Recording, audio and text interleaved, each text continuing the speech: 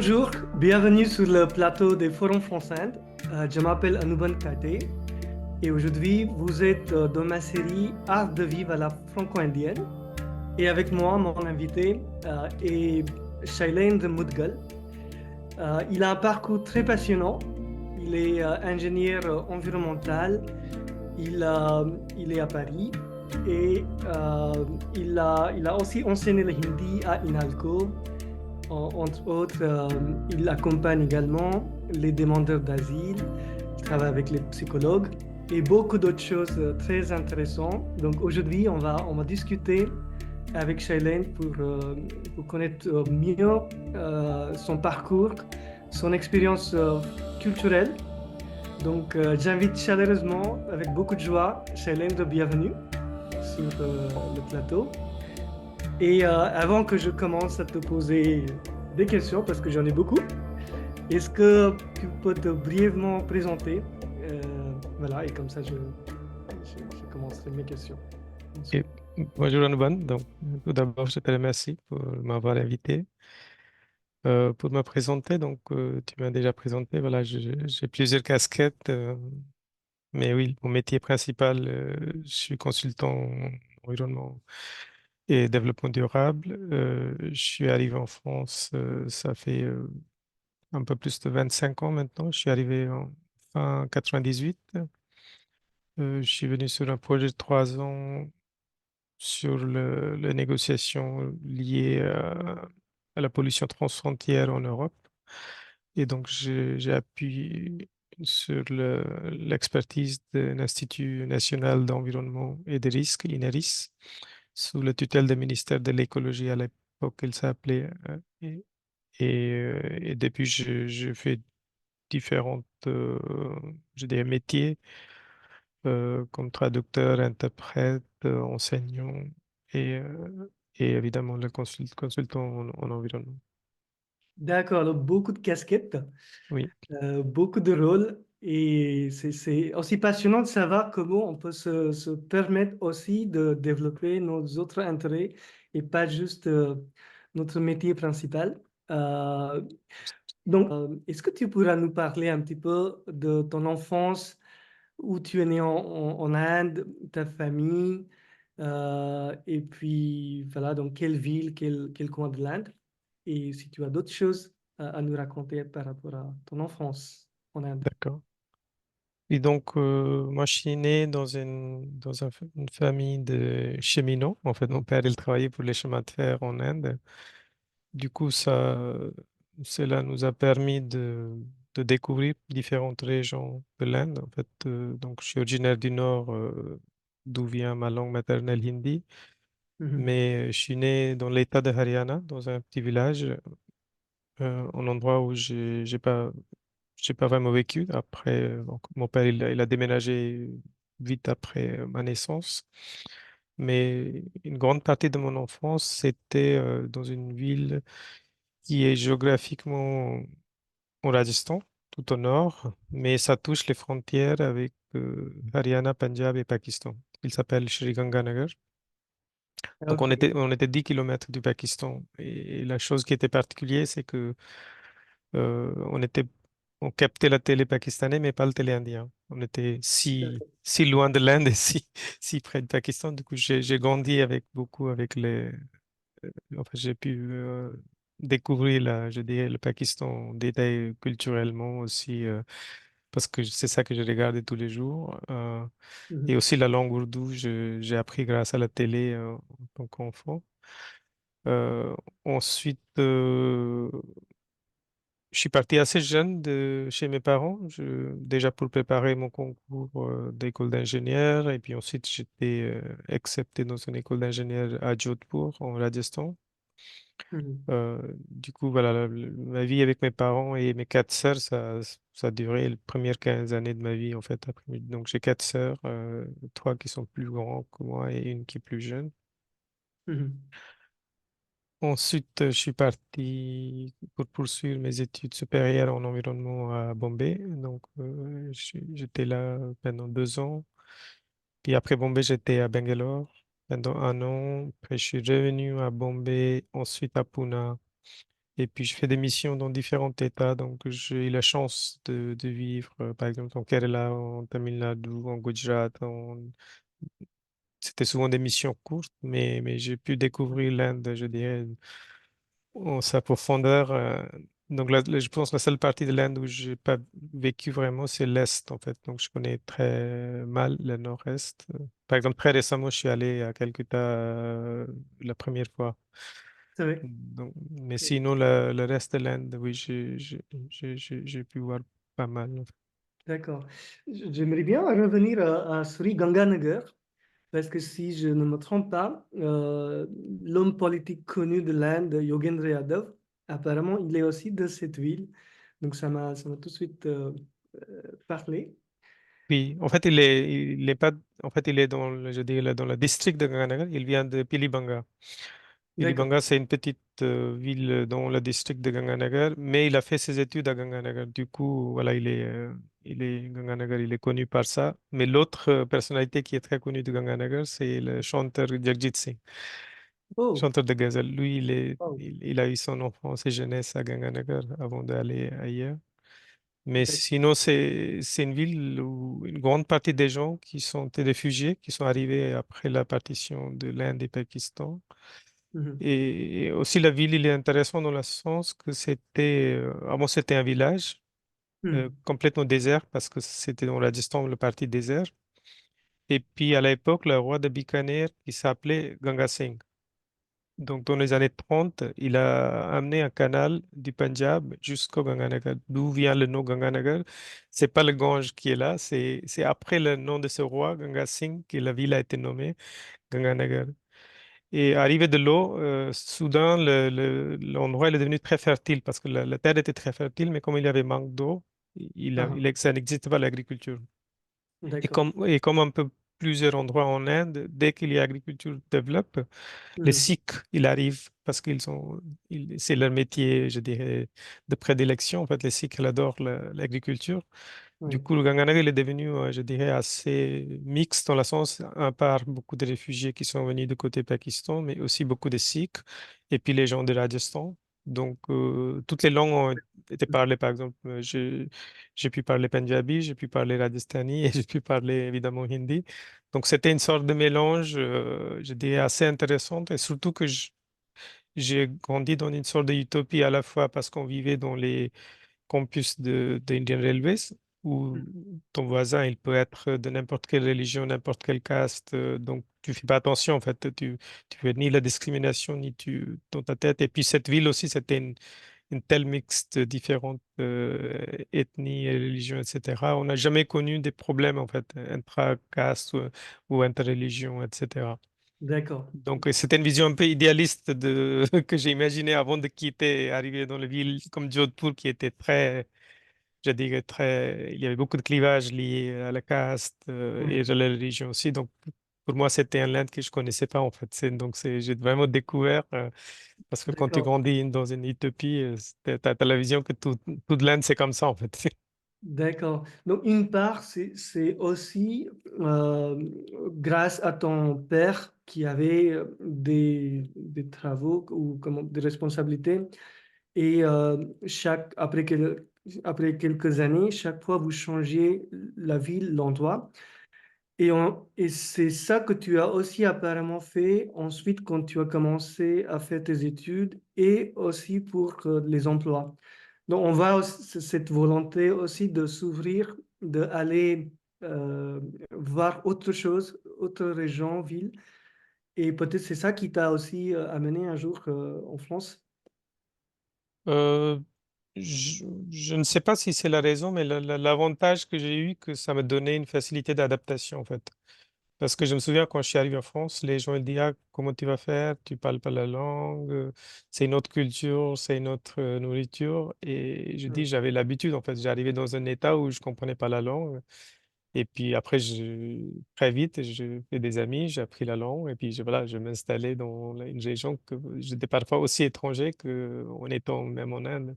Donc moi, ça D'accord. me faisait pas peur que j'arrive dans un pays où je connais Ouais. rien du tout. Et puis Et puis, il y a des gens qui étaient très étonnés quand ils ont vu au bout de 6 mois, non, j'avais déjà des amis, j'étais très vite intégré dans la société avec peu de français que j'avais appris en un an. Mais D'accord. voilà, je pense que cette facilité d'adaptation, ça vient grâce à Mhm. ce déménagement, ce mouvement permanent, même si c'était difficile en tant qu'enfant parce que tu dois laisser tomber tous tes amis, Ouais. tu vois, quand tu changes les villes, parfois même le niveau d'éducation, par exemple, jusqu'à la 8e année d'école, j'ai fait English Medium, donc en anglais, Mhm. l'enseignement.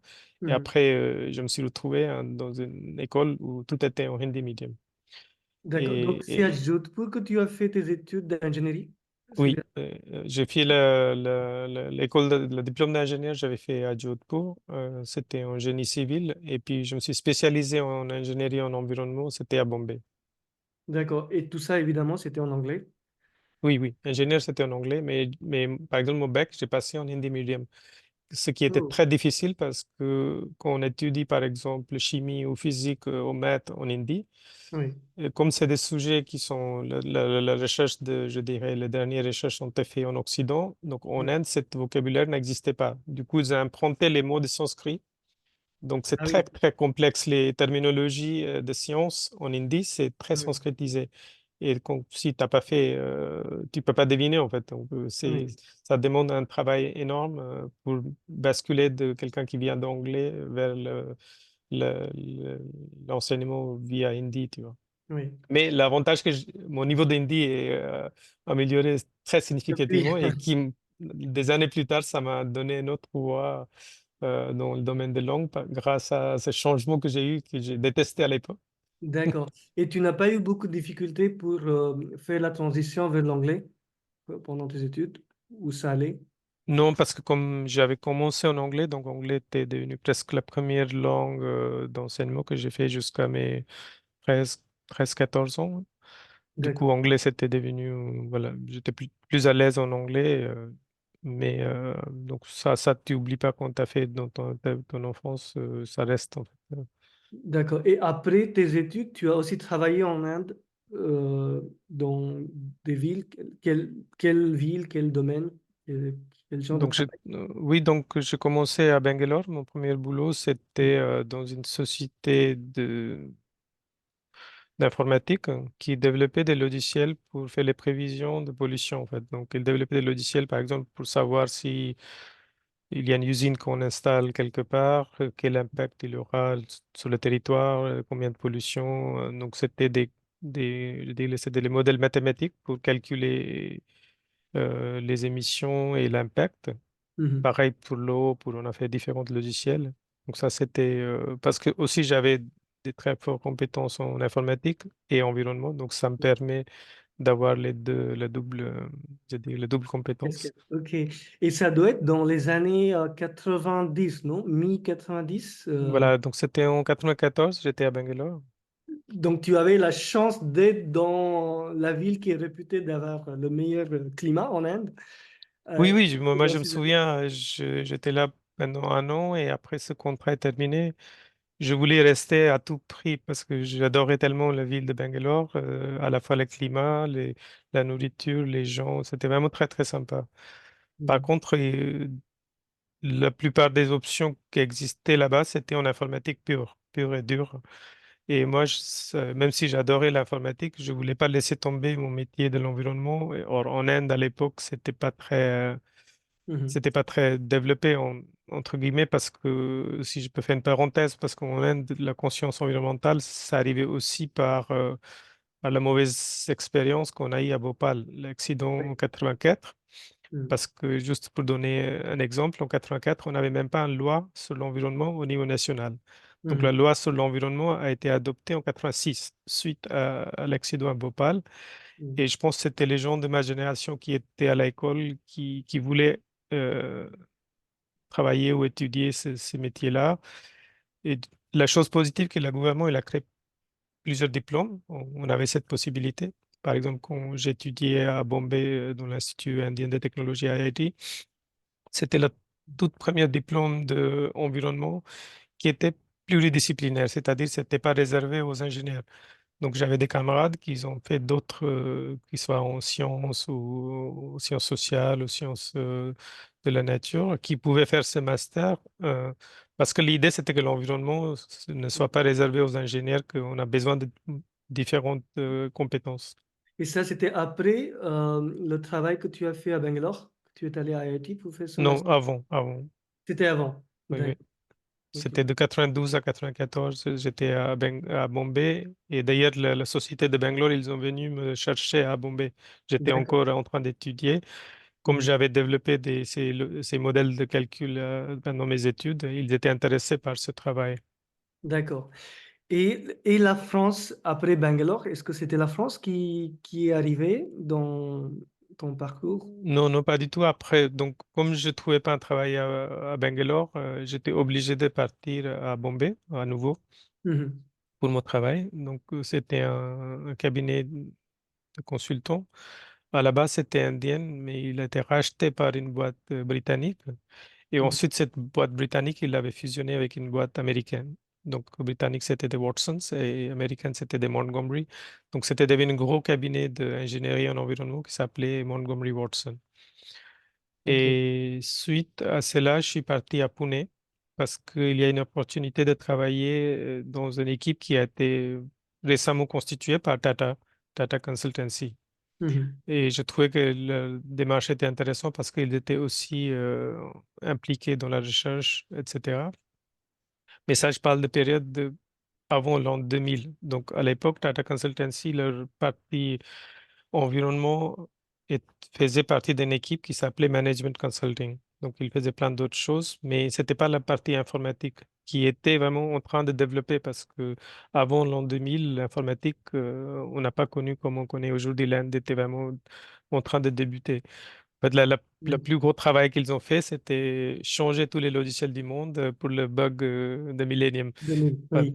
Donc, c'est comme ça que l'Inde a développé les compétences en informatique en faisant ce travail-là qui était très, je dirais, répétitif. C'était pas un travail Oui. très. Mais par contre, ça a aidé à acquérir les compétences nécessaires en informatique. Ce qui est arrivé en 98, c'est qu'ils ont décidé d'arrêter cette équipe sur l'environnement parce que, il y avait plusieurs raisons. Il y avait une autre société chez Tata qui voulait faire ça, ils ne voulaient pas compétences en interne. Puis c'était pas un domaine qui était financièrement très rentable par rapport à l'informatique. Donc, ils voulaient vraiment consacrer sur la partie informatique. Et donc là, on nous a donné la possibilité soit de rejoindre une autre société chez Tata, parce qu'on était chez Tata, ils ont plusieurs boîtes, Oui. ou rester dans le data consulting, mais aller vers l'informatique. Donc malgré mon intérêt, j'ai accepté d'aller en informatique et déjà à cette époque-là, il y avait une équipe sur l'intelligence artificielle. Donc j'ai rejoint cette équipe en intelligence artificielle. Par contre, j'ai continué à chercher s'il y avait d'autres possibilités en environnement ailleurs. Et c'est comme ça que je suis tombé en France un peu par hasard. Je n'ai pas vraiment choisi la France parce Ah, que c'était un projet européen où la langue, la compétence en langue n'était pas nécessaire. La chose qui était plus importante, c'est avoir des compétences en environnement, en informatique et l'utilisation de ça pour des problématiques environnementales. mhm. Et donc, je trouvais que c'était une bonne opportunité, même si quitter l'Inde, c'était jamais dans mes priorités parce que j'étais très heureux ce que je faisais. Parce qu'en général, les Indiens qui quittaient à l'époque, c'était juste après les études, ils vont soit faire un PhD ou le parcours normal pour les Indiens, où il y a certains de mes camarades qui sont partis aux États-Unis, par exemple. Mais moi, je voulais rester en Inde. Mais Mhm. voilà, il y a des circonstances qui m'ont je D'accord. dirais, forcé de quitter l'Inde parce que J'espère que tu ne le regrettes pas, ce choix. non, non, en fait, j'ai jamais planifié ma vie, en fait, ni j'ai choisi un endroit où je veux vivre. Pour moi, le plus important, c'était le travail que je fais, en fait. Donc, D'accord. j'étais très passionné par mon travail. Donc, même en Inde, j'ai jamais choisi que je voulais être à telle ou telle ville, mais si le travail m'intéressait, j'allais travailler là-bas. D'accord. Donc, c'est en 98 que tu es arrivé à Paris? Fin 98, c'était pas à Paris, en fait, cet institut, il est dans l'Oise, en Picardie. D'accord. Oui. Donc, je suis resté dans une petite ville qui s'appelait Nogent-sur-Oise. Dans l'Oise, c'est à une soixantaine de kilomètres de Paris. Mhm. Mais très vite, je me suis installé à Paris parce que c'était très difficile là-bas. Déjà, c'était un hiver assez extrême. En fait, c'était couvert de neige. J'étais Mhm. pas du tout équipé en termes d'habits, des chaussures, etc. Puis dans les petites villes, sans voiture, tu peux aller nulle part parce qu'il n'y a pas de transports en commun, etc. Et la troisième chose, c'était que là-bas, j'étais dans un foyer jeune travailleur et il n'y avait rien de végétarien dans la cantine, en fait. Ah, Donc, ok. soit tu manges la viande, sinon, tu n'as pas d'autre option. Et puis, D'accord. tous les soirs, je venais à Paris pour mes cours de français parce que cet institut, il finançait mes cours de français à l'Alliance française. Donc, je me suis dit, c'est mieux que j'habite à Paris, ça va faciliter tout ça, et aller travailler dans l'Oise que faire dans l'autre sens.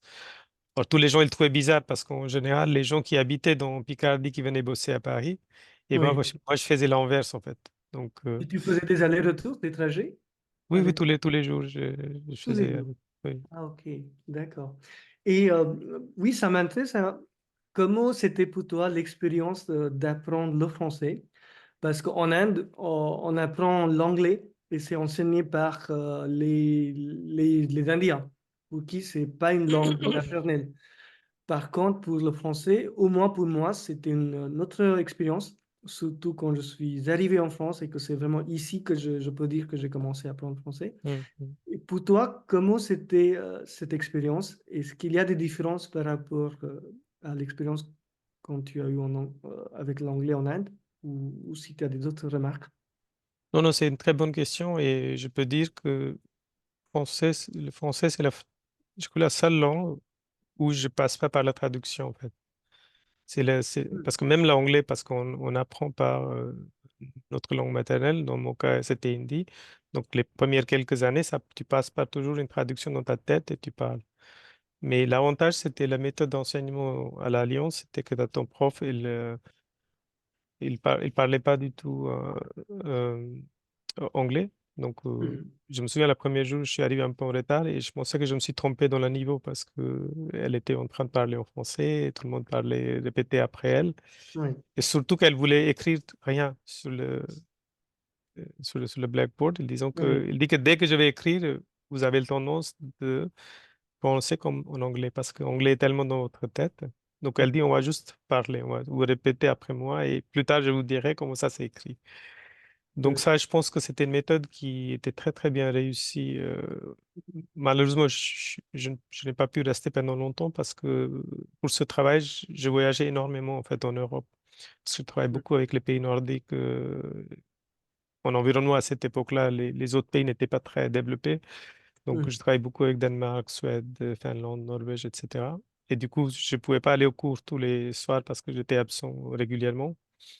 Et plus tard, j'ai aussi étudié les cours de soir de mairie de Paris. Et là aussi, j'ai eu quelques profs qui étaient vraiment très, très bien parce que leur méthode n'était pas les méthodes qu'on utilise pour les enfants. Ils avaient oui. développé une méthode pour les adultes qui ont déjà une oreille pour la langue mais qui ne savent pas écrire ou lire.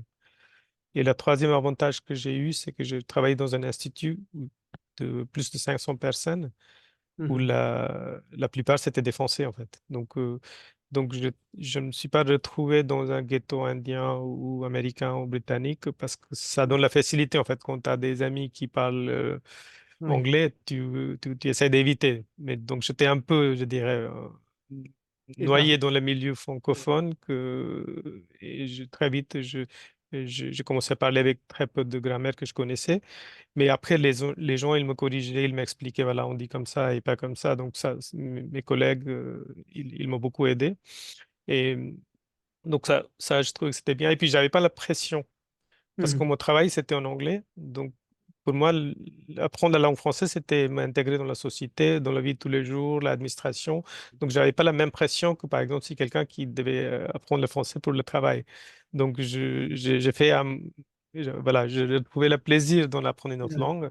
Et puis, j'avais l'habitude en Inde. J'adorais les langues. J'avais commencé à apprendre le bengali quand j'étais en Inde. J'avais appris un peu de Kannada. Donc, j'étais toujours curieux pour apprendre une autre langue. Donc, moi, je trouvais c'est une opportunité Parce que moi, je suis venu avec l'idée que je suis là pour 3 ans et après, je vais repartir en Inde. Donc, à cette époque-là, j'avais un contrat de 3 ans et je ne pensais pas que je vais rester si longtemps. Donc, je voulais profiter de cette opportunité d'apprendre une autre langue et une sorte d'immersion totale dans le pays. Et du coup, tu as suivi ces cours pendant combien d'années à peu près?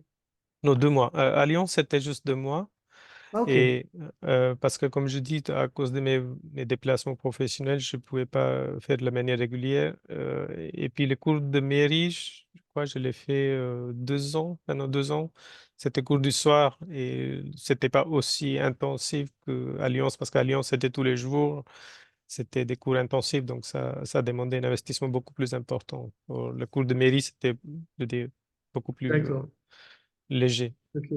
Très bien. Et du coup, maintenant, j'aimerais bien aussi savoir, donc, ton métier principal, c'est d'ingénieur environnemental. Et même aujourd'hui, est-ce que tu es impliqué dans des projets qui te demandent ces connaissances?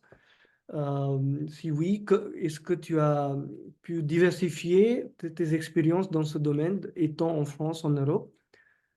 Oui, et où en es-tu aujourd'hui? Est-ce que tu es en libéral, tu travailles pour une entreprise? Si tu pourrais nous donner plus d'idées. Oui, donc après mon contrat à 3 ans, il est arrivé un an où c'était très difficile parce que je ne trouvais pas un autre travail. Déjà à cause de ma situation, parce que j'étais sur une carte de séjour d'1 an, qu'il fallait renouveler tous les ans. Et puis l'environnement, les gens ne comprenaient pas. Par exemple, en France, personne ne savait qu'est-ce que ça va dire ingénieur en environnement parce que ce diplôme, il n'existait pas en France. En France, les gens qui travaillaient en environnement, c'était des généralistes qui ont fait soit Polytechnique, soit école des mines ou une autre école française et qui, sur le terrain, ils se spécialisaient. Donc, chaque fois, j'ai dû expliquer aux gens qu'est-ce que c'est un ingénieur en environnement parce que en Inde, on avait déjà ce genre de diplôme, surtout dans le monde anglo-saxon. Donc, en Angleterre, aux États-Unis, c'était assez développé, mais certaines parties d'Europe, comme France, Espagne, Italie, etc., ici, l'environnement n'était pas aussi développé dans le milieu d'éducation. Donc, au D'accord. début, mon travail, comme j'ai expliqué, c'était l'interface de informatique et environnement pour faire des prévisions de pollution. Donc, Mhm. en Europe, je travaille sur la pollution transfrontalière qui traverse d'un pays à l'autre, comment on fixe des plafonds d'émissions, sur la problématique comme l'acidification, l'eutrophication, les particules, l'ozone troposphérique, donc différents impacts qu'on peut avoir. Mhm. Et après 1 an et demi de difficulté de ne pas trouver le travail, finalement, j'ai fait un contrat de 1 an à l'École nationale de Pont-des-Chaussées en tant que chercheur en environnement. Mhm. Et puis, j'ai eu chance de rencontrer un monsieur qui était le fondateur d'une petite cabinet de conseil en environnement en France. C'était toute petite, je crois, ils étaient 4 5 personnes. Mhm. Et donc là, j'ai commencé, puis j'ai commencé l'activité dans le conseil en environnement, surtout au niveau européen, Mhm. et puis aussi pour les entreprises privées. Mais en fait, c'est très difficile à expliquer c'est quoi le conseil en environnement parce que chaque projet est très différent. En fait. Parce qu'un client qui vient vers toi, il a une problématique, tu dois donner des conseils ou trouver une solution pour le problème donné. Mais je dirais, au fil des années, mon travail a évolué de plus en plus vers la politique environnementale. Quand je parle des pouvoirs publics, que ce soit des gouvernements dans les pays ou au niveau européen, ou de stratégie globale d'une entreprise quand c'est des sociétés privées. Donc, Oui. c'est ça que je fais, je dirais, plus de 10 15 ans, dernières 10 15 années, ce que j'ai fait. Donc, je travaille énormément avec, par exemple, avec Bruxelles pour le Parlement européen, pour la Commission européenne, sur différents sujets, sur l'énergie, sur le déchet, sur l'eau. Donc, les Mhm. thématiques, ça varie énormément, mais l'approche, c'est toujours la même, qu'il y a un problème, il faut trouver une solution. Donc, D'accord. c'est moins ou moins d'ingénierie, je dirais. C'est plus en plus des questions pluridisciplinaires. Donc, parfois, il faut solliciter des économistes, parfois, il faut travailler avec les gens d'équipe des sciences sociales ou Mhm. d'autres expertises très pointues. Donc, je travaille énormément avec des experts du domaine, en fait, parce que je ne peux pas avoir toutes les connaissances nécessaires. Donc, c'est rare que je travaille seul. Je constitue une équipe avec des gens euh, de différents domaines dans différents pays. Donc, dans cette société de conseil que je rejoins, finalement, cette société a été fusionnée chez Deloitte. Donc, Deloitte, c'est un gros cabinet d'audit et consulting international. Mais moi, j'étais avec Deloitte France. Et donc là, j'étais associé chez Deloitte, j'étais un partenaire. Et puis, j'ai décidé de partir de Deloitte pour créer une nouvelle structure, d'où mon intérêt pour travailler un peu ma manière sur les sujets que je peux choisir, Mhm. sur les thèmes, sur les clients que je peux choisir. Et donc aujourd'hui, c'est la société dont je suis la dirigeant et je travaille par cette société-là pour D'accord. mes... Et aujourd'hui, est-ce que ton travail implique travailler avec les clients qui sont français, francophones, ou c'est une clientèle plus internationale? Est-ce que tu travailles avec les pouvoirs publics français? Qui- en gros, quel est le rôle de français que tu utilises ou que tu as dans ton travail? Ça varie aussi selon les années, Mhm. à la fois entre pouvoir public et privé. Juste te donner un exemple, quand on a connu la crise de 2008, donc les clients privés, ils avaient gelé tous les financements des sujets comme environnement, etc. Donc Mhm. à cette époque-là, mes clients étaient beaucoup les clients publics parce que leurs budgets ont été votés déjà il y a un an. Donc ils ont toujours une visibilité sur les années prochaines. Donc les crises les affectent pas directement tout de suite, ça Mhm. arrive un peu plus tard. Et puis il y a eu des années où mes clients étaient plus les clients privés.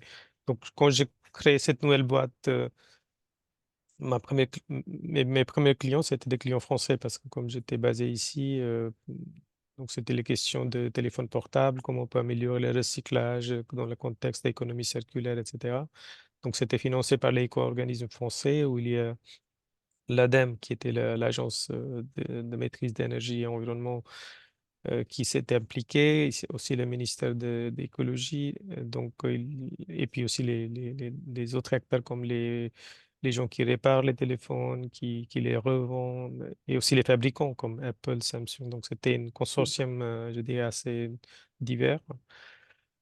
Sinon, après, en termes de pouvoir public, oui, évidemment, je travaille avec les clients français, mais aussi avec d'autres gouvernements. Je travaille avec les Anglais, je travaille avec des Belges. Et puis, quand tu travailles au niveau européen, tu es à l'interface de tous les pays, en fait. Ouais. Et je me souviens une fois que quelqu'un qui m'a fait une blague en disant que toi, tu n'es pas européen, comment tu travailles au niveau européen? Et parce qu'à l'époque, je tenais encore le passeport indien et je dis, j'ai cet avantage, que comme je suis pas européen, je suis neutre en fait. Si Oui, j'étais français, j'avais une tendance c'est vrai. que je dirais que prendre l'intérêt français, mais moi, je suis complètement objectif et neutre vis-à-vis de l'analyse que je fais. Oui. Et ensuite, oui, dans tes compétences, on a parlé aussi maîtrise de hindi. Et il me semble que tu enseignais, je ne sais pas si c'est toujours le cas, mais à INALCO, tu enseignais le hindi. Et j'ai eu la chance de rencontrer au moins trois de tes étudiantes françaises qui ont appris le français. Deux d'entre eux, elles sont en Inde et elles parlent très bien le français. Elles se souviennent encore. Donc, tu nous dire comment ça s'est arrivé? Est-ce que ça continue encore? Mm. Quel... Oui, donc comme je t'ai expliqué, en fait, les langues m'intéressaient toujours. J'étais toujours très curieux d'apprendre les langues. Et puis quand je vivais dans le sud de l'Inde, il y a des gens qui m'ont demandé de donner des cours privés de hindi. Donc c'était ma première expérience d'enseigner hindi à quelqu'un parce que moi, j'ai pas de diplôme dans les Mhm. lettres, tu vois, donc je suis complètement scientifique dans ce sens-là. Mais j'étais toujours très, très lié à la littérature hindi. Par exemple, quand j'étudiais à l'école d'ingénieur, j'étais abonné à vie pour la revue littéraire hindi. Je lisais des livres en hindi, ce qui n'était pas très courant parce que les élèves ingénieurs, ils lisent les trucs en anglais, en fait, même les romans en anglais. Donc, les gens ils trouvaient bizarre que je lisais des choses en hindi. Du coup, Mhm. j'étais très intéressé. Et puis aussi, c'était grâce à mes sœurs qui ont fait des études supérieures en hindi. Donc, quand j'étais enfant, je lisais leurs livres parce que pour moi, c'était des romans, c'était pas des cours. Et donc, je trouvais plaisir en lire la littérature. Donc, j'ai eu ce goût de lecture par mes sœurs aussi. Mhm. Mais quand je suis arrivé à Paris, c'était arrivé un peu par hasard parce que à l'époque, je parle d'il y a 25 ans, la plupart des Indiens à Paris, c'était soit de langue tamoule, en fait, parce que le lien avec le Mhm. Pondichéry, ou bengali, donc avec Chandanagar, parce que la France, il avait plus de liens avec ces deux régions en Inde. Donc, il y avait peu de gens, je dirais, hindiphones à Paris. Donc, plusieurs fois, par hasard, ça arrivait, et surtout l'année où j'avais pas le travail, les gens, ils sont venus vers moi. Est-ce que je peux faire des traductions français vers le hindi ou hindi vers le français? Donc, ça commençait un peu comme ça, quelques traductions que j'avais fait. Et puis, j'ai rencontré à l'époque la directrice de département de hindi de l'INALCO, Madame Annie Monto, avec qui j'ai écrit la dernière méthode assimile en hindi. Oui. Mhm. Et donc, c'est elle qui m'a proposé si je voulais donner un cours sur l'expression orale, parce que pour l'expression orale, il pensait que c'était bien aussi d'avoir quelqu'un de langue maternelle, parce qu'il y a pas mal de profs qui étaient des Français qui parlaient très bien hindi et qui connaissaient très bien, mais pour les cours d'expression orale, il pensait que ça peut avoir une valeur ajoutée. Mhm. Et comme j'avais le temps et j'avais pas d'autre travail à l'époque, j'ai dit oui, mais pourquoi pas, j'avais essayé, mais j'étais pas sûr si mon dossier va passer parce que j'avais aucun diplôme de la Et langue ni pour Inalco, l'enseignement. c'était OK? Le fait que tu n'avais pas de diplôme, c'était pas un problème pour Inalco? Parce qu'ils ont vu mon expérience dans les traductions, etc. Donc ça, Mhm. cela a permis de justifier que je pourrais. Et puis à l'époque, le cursus d'INALCO était beaucoup plus long.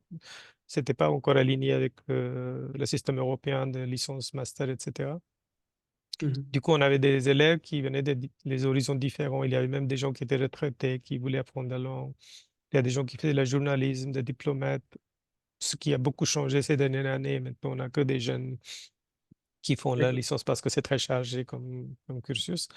Du coup, j'ai donné plusieurs cours à l'époque à l'ENALCO et ensuite, c'était École normale supérieure aussi qu'ils ont commencé hindi.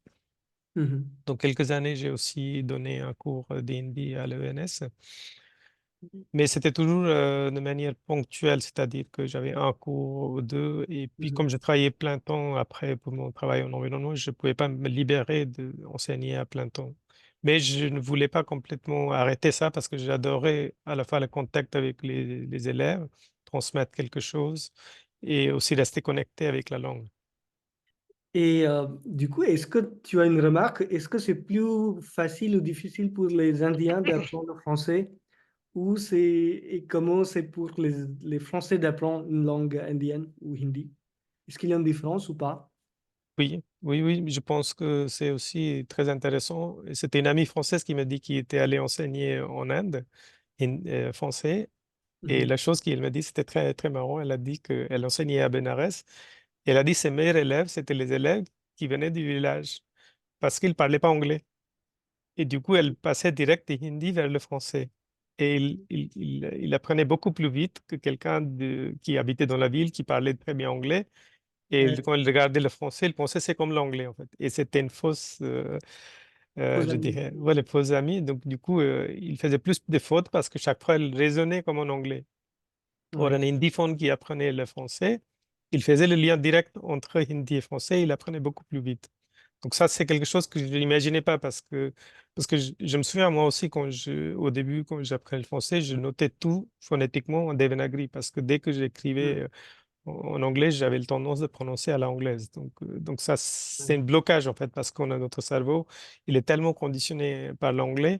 On pense que c'est pareil parce que c'est la même écriture, il y a plein de mots qui se ressemblent et du coup, on a la tendance de raisonner comme en anglais, en français, et ça marche pas. Évidemment, ça fait plus de problèmes que facilité. Oui. Et c'est pareil, je trouvais que mes élèves francophones avaient beaucoup plus de facilité pour apprendre l'hindi que Mhm. les autres qui viennent de mon anglophone, par exemple. À la fois, tu n'as pas besoin d'expliquer qu'avec le changement de genre, tu changes les accords, les conjugaisons, pareil, le tutoiement, vouvoiement. Il y a plein de choses qui sont pareilles dans les deux langues. Donc la logique est très facile pour un Français de comprendre. Après, il y a d'autres difficultés, l'écriture etc. Mais moi, j'étais très surpris que la plupart d'élèves, Mhm. l'écriture n'a jamais posé un problème. Ils apprenaient très vite l'écriture. C'est comme un jeu Et- pour eux, oui, souvent. oui, oui, il y avait d'autres difficultés. Par exemple, il y a des choses qui n'existent pas en français, comme le Mhm. cas oblique, par exemple. Donc ça, il y a des Français qui ont parfois ils ont du mal à comprendre pourquoi ça change quand il y a une préposition, postposition, parce qu'en français, ça change pas la syntaxe. Ouais. Donc ça, c'était j'ai un des éléments, mais moi, je connais des gens qui parlent aussi bien, même mieux que certains Indiens, je dirais. Donc, Oui, justement, j'allais le dire parce que il y a certains de mes amis français qui ont eu le courage d'apprendre le hindi et qui ensuite sont un peu déçus parce qu'ils disaient que nous, on souhaite parler avec les Indiens en hindi et les Indiens nous répondent en anglais ou avec un mélange de anglais, hindi ou d'autres langues. Et ça, pour eux, c'est un choc, pardon. Donc, euh, comment tu réagis, comment tu réponds à ce genre de réaction de la part de tes étudiants ou oui, élèves? oui, mes étudiants, souvent, quand ils allaient en Inde pour la première fois, ils étaient déçus que les gens, ils veulent pas parler ou répondre en hindi. Mhm. Et du coup, la solution plus facile, c'est aller plus vers les villages où les gens, ils parlent pas anglais. Mhm. Ou même à Paris, j'avais un étudiant qui toujours discutait avec les gens qui sont, qui font des métiers, je sais pas, de construction, qui n'ont pas fait beaucoup d'études. Et Mhm. il trouvait qu'avec eux, c'était beaucoup plus facile, comme ils ne parlaient pas anglais. euh, Forcément, ils répondaient en hindi. Souvent, c'était des gens en situation irrégulière ou c'était autre chose. Mais côté langue, il trouvait que c'était mieux de parler avec ces Indiens-là que les Indiens qui font des études, etc. Parce qu'eux, ils vont répondre toujours en anglais. C'est vrai. Je me souviens, un de mes amis français m'avait répondu un jour, मैं 25 साल का फ्रांसीसी नौजवान हूँ. Et ça m'avait beaucoup surpris parce que c'est vrai que dans la langue courante en Inde, c'est difficile d'entendre ce genre de phrase. Ça Oui, aussi, c'est lié avec le fait, parce que les méthodes qui existaient, il y avait la langue qui était utilisée, c'était des langues très soutenues, en fait, des langues qu'on ne parle pas dans la rue. oui, Et donc, parfois, il y avait des phrases très bizarres, il y a parfois les élèves me répondaient, mais je dis, comment vous avez appris cette phrase-là? Et oui, voilà, ils ont lu dans le livre. Et je trouvais que ça, c'était un vrai problème parce que les méthodes de langue, déjà, en français, il y avait rarement une méthode qui était faite pour les francophones. La plupart des méthodes, c'était fait en anglais. oui, Donc, même les élèves français, ils souvent utilisaient ces méthodes-là. Il y avait assimilé une première version qui existait en français, mais mhm, parfois la langue était un peu bizarre. Du coup, quand ils parlaient, les gens rigolaient plutôt que quand on entend ces genres de phrases comme tu as donné l'exemple, en fait. c'est vrai. Je vous rappelle, je suis avec Shailendra Moudgal, mon invité dans mon série Art de vivre à la franco-indienne. Et nous continuons. J'ai une autre question sous ton emploi, donc, et ensuite on va voir d'autres aspects. Ça, c'est que tu accompagnes apparemment aussi les demandeurs d'Asie en France et tu fais le travail d'interprétation, de l'accompagnement, tu travailles dans cette démarche aussi avec les psychologues, les avocats. Donc, est-ce que tu pourras nous parler de cette expérience et aussi de nous dire, est-ce que tu as constaté un changement dans les profils de ces immigrés? Est-ce qu'ils sont uniquement de l'Inde ou d'autres pays? Oui, donc ça aussi, ça commençait l'année dont je t'ai parlé que j'avais pas le travail. Donc, je faisais tout ce que je pouvais faire avec mes connaissances en informatique, en les langues, etc. Mais par contre, je n'ai pas travaillé directement pour accompagner les demandeurs d'asile. En fait, moi, j'étais sollicité par l'OFPRA, qui est l'officier de protection des demandeurs d'asile. Et ensuite, si leur demande est rejetée par l'OFPRA, c'est le Cour nationale des droits d'asile. On peut faire recours contre ces décisions. Donc, je travaille avec ces deux organismes. Une fois, j'étais aussi sollicité par les Suisses, par les organismes équivalents. Donc là, mon travail, c'est l'intermédiaire entre l'officier de protection qui pose des questions et la demandeur d'asile qui répond, et dans les deux sens. Donc, je n'étais pas directement, je dirais, employé par le demandeur, mais par l'État français. Donc, je travaillais pour l'État, en fait. Mais parfois, il y a des ONG qui aident les demandeurs d'asile, m'ont demandé d'aider dans les conversations avec l'avocat ou avec le psychologue. Donc, parfois, Mhm. ça arrivait dans ce sens-là. Mais pareil, en fait, je n'étais jamais employé par la demandeur de mon travail. C'était vraiment faciliter l'échange dans les deux sens. Euh, Quant au profil des demandeurs, en fait. Donc, quand j'ai commencé à l'époque, il y avait des demandeurs qui venaient de l'Inde, en fait. Mais aujourd'hui, c'est quasi inexistant, en fait, je dirais. Donc, la plupart de mon travail, c'était avec les demandeurs d'asile pakistanais. Ah, ok. Et parce que l'Inde était mis dans la liste des pays sûrs, et une fois que tu es dans la liste des pays sûrs, demander un asile, c'est quasi impossible parce que c'est considéré qu'il n'a pas de problème dans ton pays. Oui. Donc, il faut vraiment justifier soit un homme politique qui est persécuté ou pour les raisons religieuses ou d'autres. Mais et côté pakistanais, c'était donc à la fois en ourdou et aussi pendjabi. Donc, comme les deux langues que j'ai appris pendant mon enfance, ça m'a beaucoup aidé parce que c'est des langues qu'on ne trouve pas facilement, les interprètes dans ces langues-là. Mhm. Et donc, je dirais, euh, au fil des années, je travaille de plus en plus pour les demandeurs pakistanais. Après, il y avait aussi des demandeurs de Bangladesh, Sri Lanka, mais je parlais pas ces langues-là. Donc, je dirais, une grande majorité de mon travail en tant qu'interprète, c'était en ourdou et pendjabi. D'accord. Ok. Très, très intéressant. Ensuite, j'aimerais bien te poser la question maintenant. Il s'agit de comment on travaille avec les Français. Parce que on voit maintenant qu'il y a de plus en plus des Indiens qui viennent en France, en Europe, et la culture de travail est quand même assez différente. Donc, c'était comment ton expérience ici? Est-ce que tu as des conseils, des remarques? Quelles sont les différences de culture pour toi? Oui, oui, il y a beaucoup de différences culturelles, en fait. D'ailleurs, après avoir travaillé en France, j'étais aussi amené on appelle les formations interculturelles. Donc, il y a une société qui m'a sollicité plusieurs fois pour aider les experts français qui vont aller travailler en Inde, pour expliquer ces différences, et puis aussi les Indiens qui vont venir travailler dans une société française ici. Mhm. Donc, c'était basé vraiment mon expérience. J'ai pas fait de recherche dans ces domaines-là. Donc, ce que je donnais de ces formations-là, c'était tout ce que j'ai vécu et tout ce que je vois. Bon, déjà, il n'a pas une seule vérité indienne. Je dis à tous Oui, ces gens-là que l'Inde, c'est un pays de contradictions, en fait. Dès que je vais dire une généralité sur l'Inde, tout de suite, on peut trouver aussi le contraire, parce que c'est tellement divers au niveau culturel. C'est un oui, pays, c'est très difficile à dire un Tamoul va réagir de même manière qu'un Punjabi ou un Bengali. Donc ça, il faut toujours garder en tête qu'il ne faut pas faire une idée que l'Inde est un pays homogène, que oui, ça va passer comme ça partout.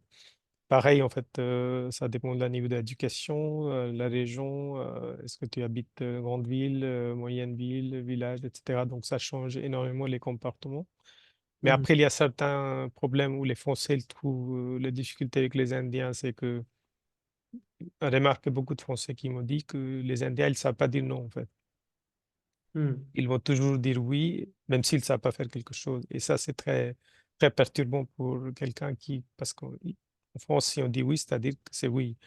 Et quand on dit non, c'est-à-dire qui c'est non, mais quand on dit oui et on ne sait pas faire quelque chose, ça, c'est pas compréhensible pour un Français. Et du coup, ça les perturbe énormément quand un Français qui travaille en Inde et les gens, ils disent pas non, même si ouais, ils ne savent pas et que finalement, le travail n'a pas été fait pour n'importe quelle raison. Donc ça, c'est une difficulté qui existe. Après, ce que j'avais expliqué à ces gens-là, que les Indiens, peut-être verbalement, ils ne disent pas non, mais il y a des manières, on peut comprendre qu'il est en train de dire non. Par exemple, si vous le proposez, voilà, faites ce travail de telle manière-là, il va dire oui, on peut faire aussi différemment comme ça. Donc, c'est sa façon de dire que je ne sais pas faire comme ça ou je ne veux pas faire comme ça, mais il ne va pas dire non. Il va proposer une autre approche pour faire la même chose. Donc, c'est très subtil pour dire qu'il ne veut pas ou il ne peut pas, mais il ne va mhm, pas dire non, parce que la sens de hiérarchie, c'est tellement important que si quelqu'un qui est supérieur, il demande quelque chose, dire non, c'est considéré très, très négatif, en fait. Donc, je dirais, il y a plusieurs façons, on peut comprendre que c'est un non, même si c'est mhm, déguisé en soit une excuse, soit une approche, etc. mhm. Mais ce qui m'intéresse, c'est aussi quelles sont tes remarques sur les Français.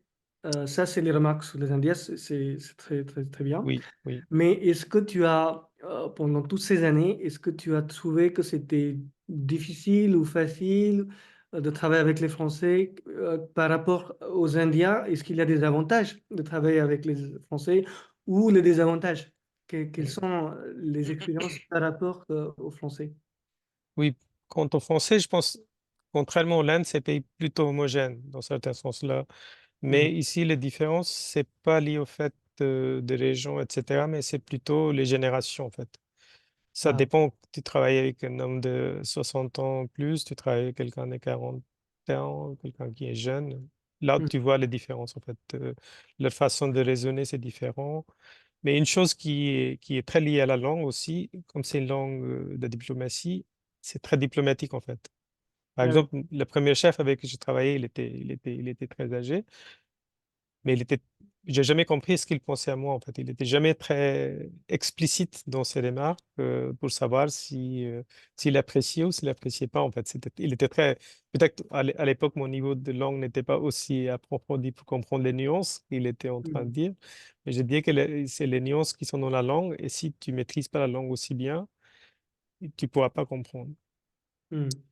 Deuxième chose, c'est que les Français, quand ils parlent en français, ils sont très diplomatiques, très nuancés. Mais par contre, quand ils parlent en anglais, et s'ils maîtrisent pas bien l'anglais, ils vont trop direct, en fait, parfois.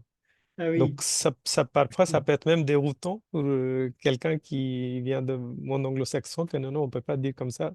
Mais c'est lié parce qu'ils ne maîtrisent pas suffisamment la langue d'être aussi, je dirais, aussi diplomatique qu'en français. Tout à fait. Donc, ça, c'est des questions, je dirais, liées à la langue qui, parfois, te rendent en difficulté parce que tu n'arrives pas vraiment à saisir, en Comprendre fait, les nuances, ce qui oui. est caché derrière le mot, en fait, parce que c'est tellement nuancé comme langue.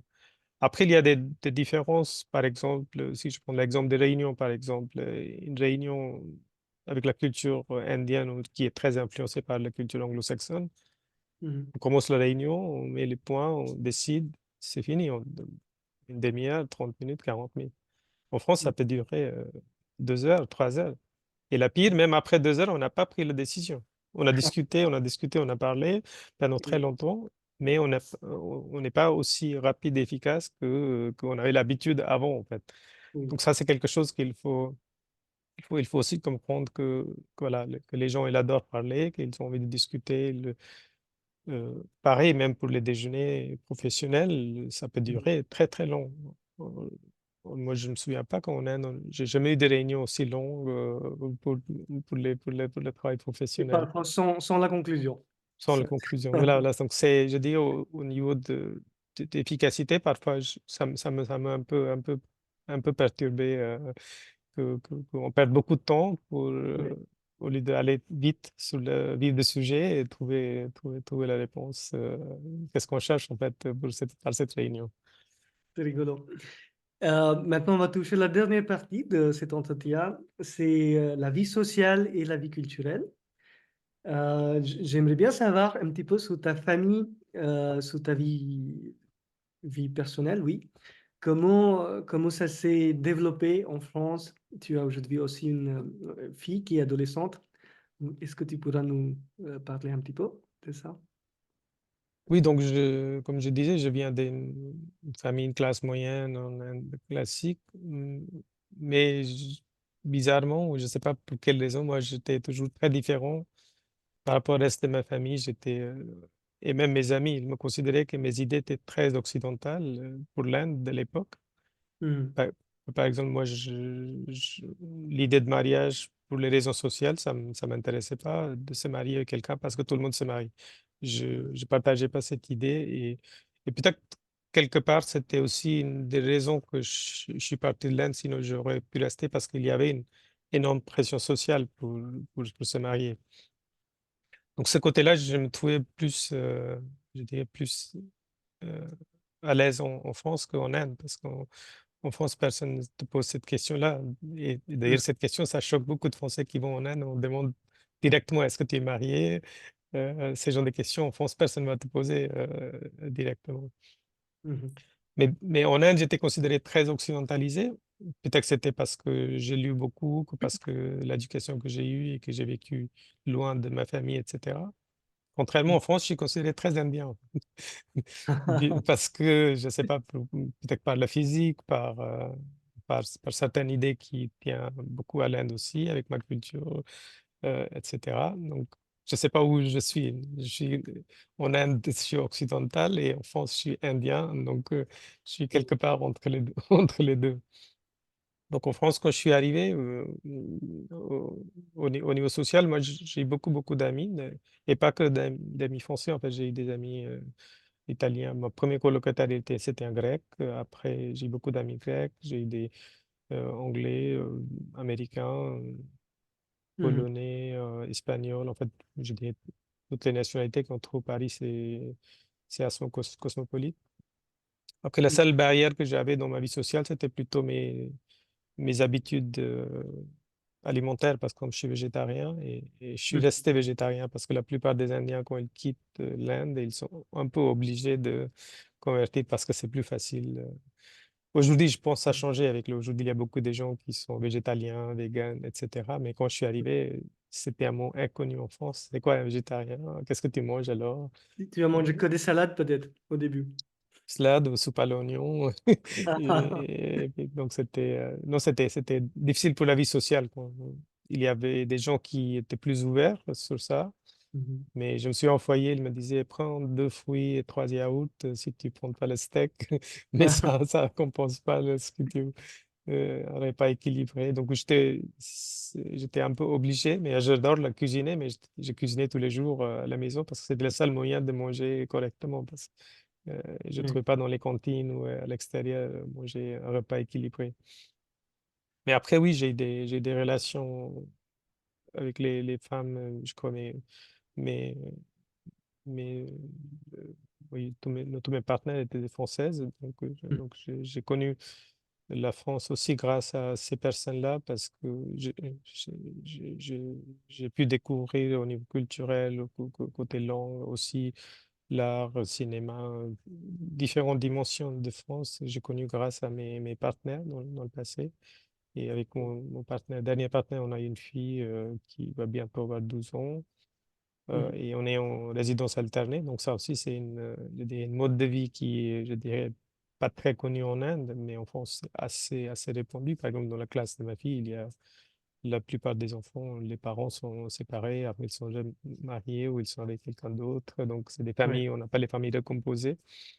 Donc, ce qui n'existe pas en Inde, tu vois, ce genre de. Donc, c'est à ce côté-là, je suis devenu très français dans ce sens-là. Puis aussi, aujourd'hui, Paris, c'est la ville où j'ai vécu plus longtemps dans ma vie. Donc, en fait, j'ai jamais vécu pendant 25 ans dans une ville en Inde, comme j'ai beaucoup bougé. Donc, je me sens plus chez moi à Paris qu'ailleurs. Tout à l'heure, tu disais que en français, il y a une sorte de diplomatie qui est utilisée beaucoup. Et parfois, c'est le contraire en Inde, où les questions sont très directes, comme tu as dit, qu'on te pose sans gêne, est-ce que tu es marié ou non, c'est quoi ton salaire?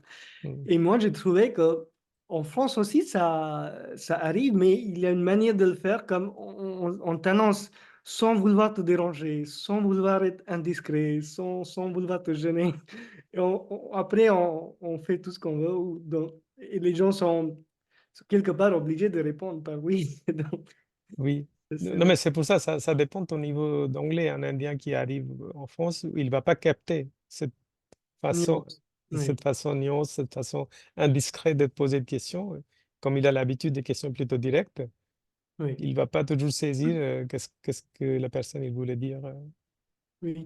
J'ai remarqué aussi, comme tu as dit, que quelque part, par tes idées, ta manière d'être, c'était plus facile d'être en France, en Europe, pour faire des choix de la vie. Et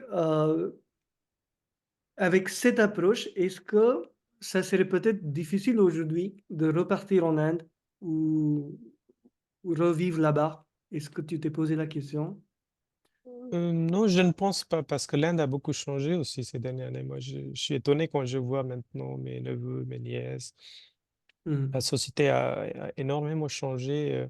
je pense, un côté arrivé de Internet. Ils ont eu accès, parce qu'à mon époque, le seul accès qu'on avait, c'était par les livres. Mais Mhm. après, tu ne savais pas ce qui se passait ailleurs, ou la radio, tu écoutais, même la télé, on n'avait pas beaucoup de chaînes. Donc, je pense que déjà, la société a évolué en Inde, mais surtout que quand je suis en Inde, personne devine que j'habite pas en Inde, en fait. Parce Ah, que souvent, les Indiens qui vivent à l'étranger, quand ils reviennent en Inde, ils parlent avec un accent. oui. Parfois, c'est faux, parfois, c'est vrai, mais surtout les gens d'Amérique ou d'Angleterre. Donc, on sait tout de suite que cette personne, il est pas indien, ou ils vont habiller d'une façon pour montrer que voilà, il vient d'étrangers, je sais pas, les habits de marque, ou je sais pas, Ou peut-être que les Indiens ne devinent pas encore l'accent français que tu as quand tu parles en hindi, peut-être? mais non, j'ai pas l'accent, mais même en anglais, moi, quand je parle anglais, c'est très indien, en fait. Oui.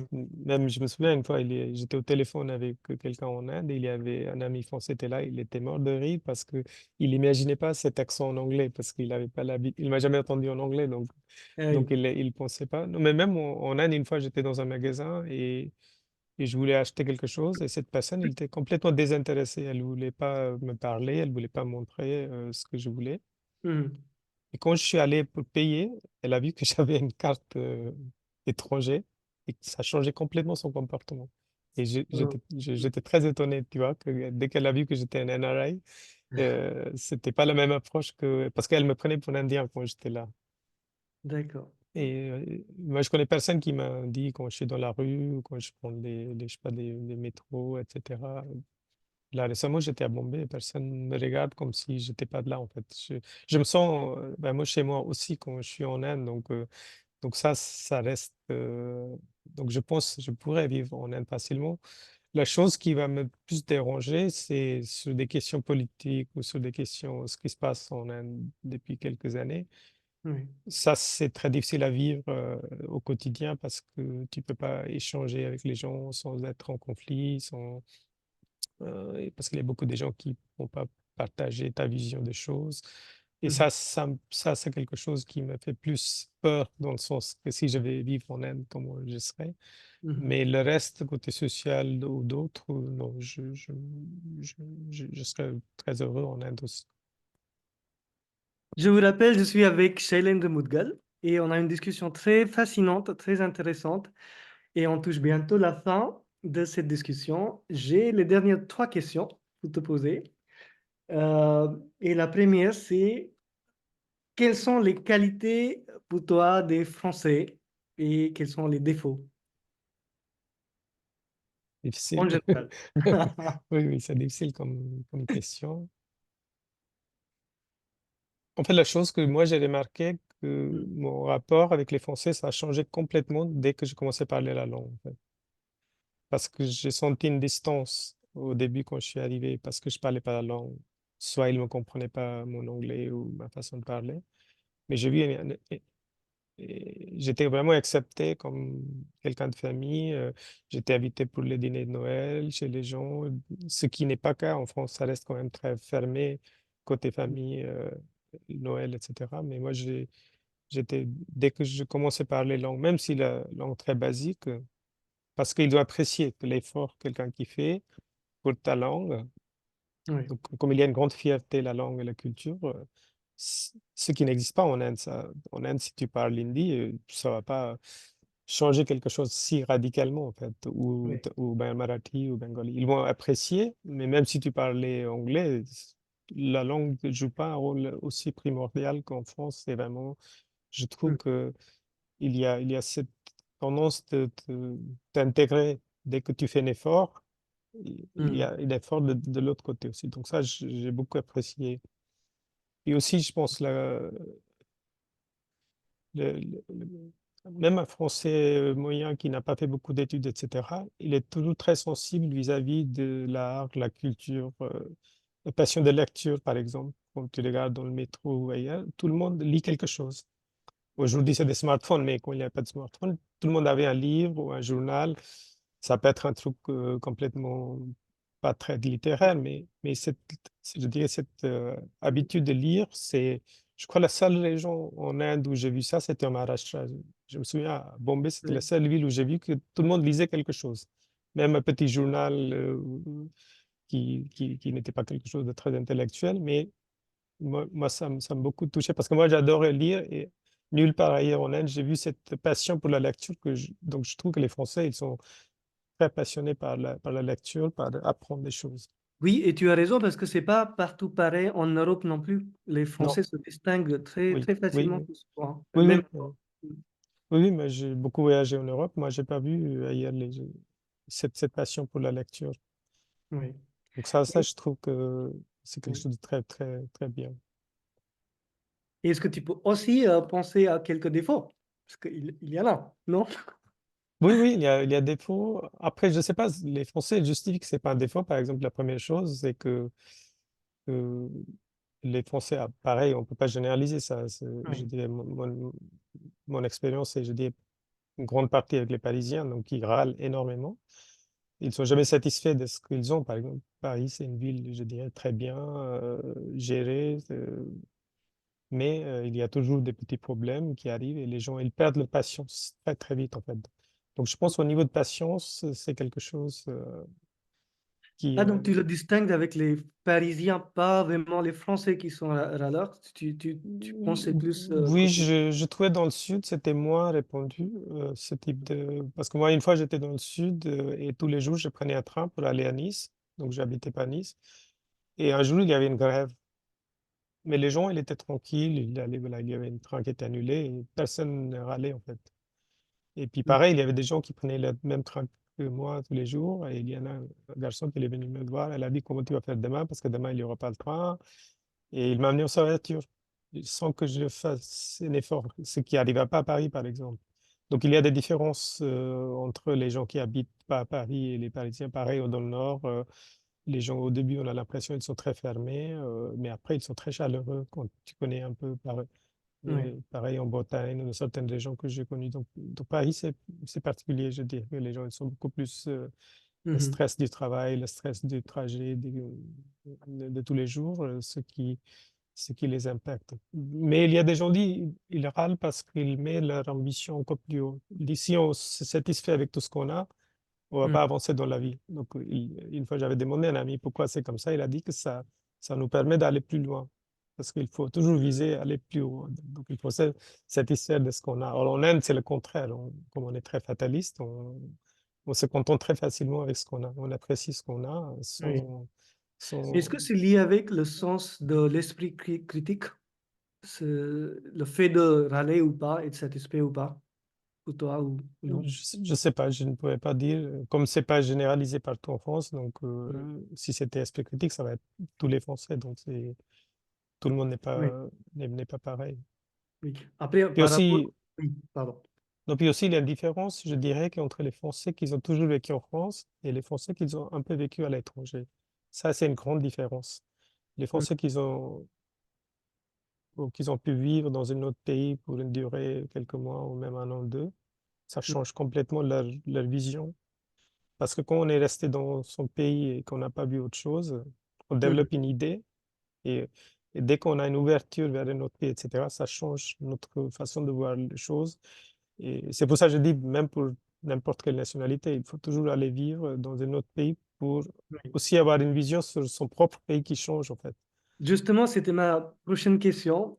Puisque tu as vécu loin de l'Inde, même si tu le visites de temps en temps, quelles sont tes remarques sur les Indiens?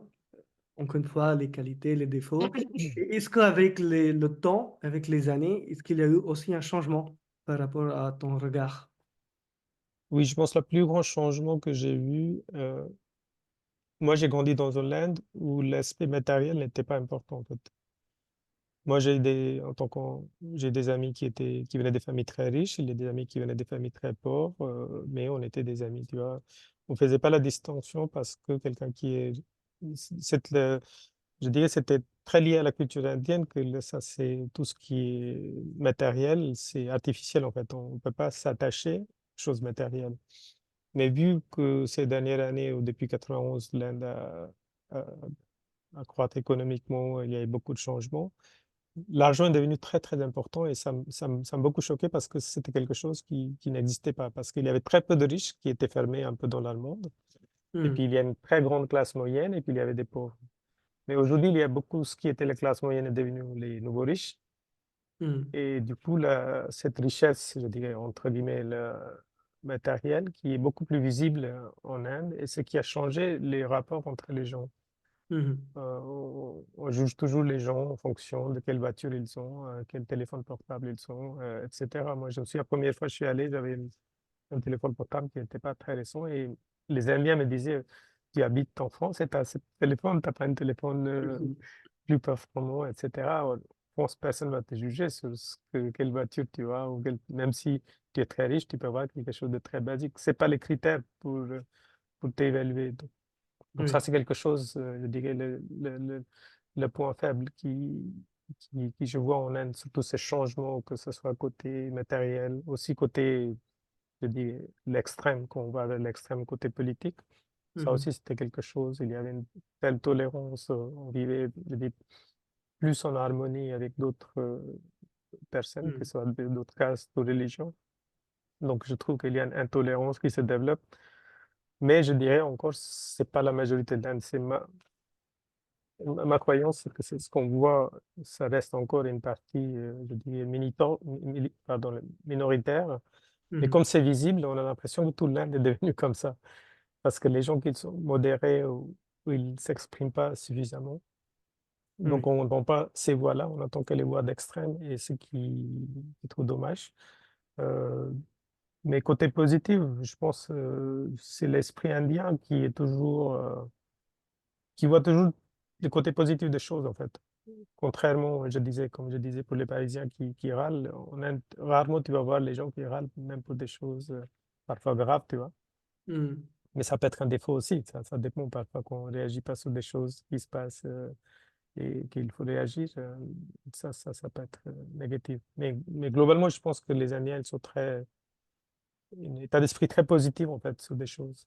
Explique aussi. Mhm. Super. Et maintenant, toute dernière question, c'est est-ce que ça t'arrive à te poser la question où est vraiment la maison? Est-ce que c'est en Inde? Est-ce que c'est en France? C'est ailleurs? Est-ce que tu te poses cette question ou pas? Si, il y a quelques années, je me posais cette question-là. Et, Oui. et à l'époque, la réponse que j'avais trouvée par moi-même, c'était que par exemple, quand je prends un avion et quand l'avion il atterrit quelque part, qu'est-ce que je sens? Qu'est-ce que je ressens? Est-ce que je ressens que je suis arrivé chez moi ou est-ce que je sens que je suis à l'étranger? Et je pense que cette idée-là, pendant très longtemps, c'était quand j'arrivais en Inde, je sentais que j'arrive chez moi. Mais je Mhm. pense que ça a changé depuis que j'ai perdu mes parents, en fait. Parce que tant que tes parents, chez toi, c'est chez tes parents. Parce qu'en Inde, c'est comme ça Oui. qu'on considère. Mais quand ils sont disparus, je sentais que en Inde, je suis toujours chez quelqu'un. Je peux être chez ma soeur, chez mon cousin, chez ma tante. Et c'est jamais chez moi. Mhm. Et chez moi, c'est pas le bâtiment, c'est le fait de lier ses parents. Et je me souviens à ce moment-là, quand mon avion il est atterri à Paris, je sentais que j'arrive chez moi. Donc, cette notion que tu sens quand ton avion va atterrir et que tu sens que tu arrives chez toi, maintenant, je sens ça quand j'arrive en France. Très bien. Bah, écoute, merci beaucoup pour toutes ces réponses, toute cette expérience que tu as partagée avec nous, très riche. Et je suis convaincu que beaucoup de nos auditeurs vont admirer, apprécier cet entretien. Ils vont être peut-être inspirés par toi de venir vivre en France, découvrir. Et je te souhaite le meilleur. Et à vous, je vous dis à bientôt. Le mois prochain, je serai avec un nouveau invité. À bientôt. Merci. Merci à toi, Anouban, de m'avoir invité. Puis je pense que oui, la France et l'Inde, il y a beaucoup de choses qui sont communes et donc ce qui explique aussi par les gens comme nous qui ont fait France comme chez nous en fait. Tout à fait. Vive, C'est pas par vive hasard, les échanges. c'est pas par hasard qu'on est là en fait. Bien sûr. Merci encore et à bientôt. À bientôt. Au revoir.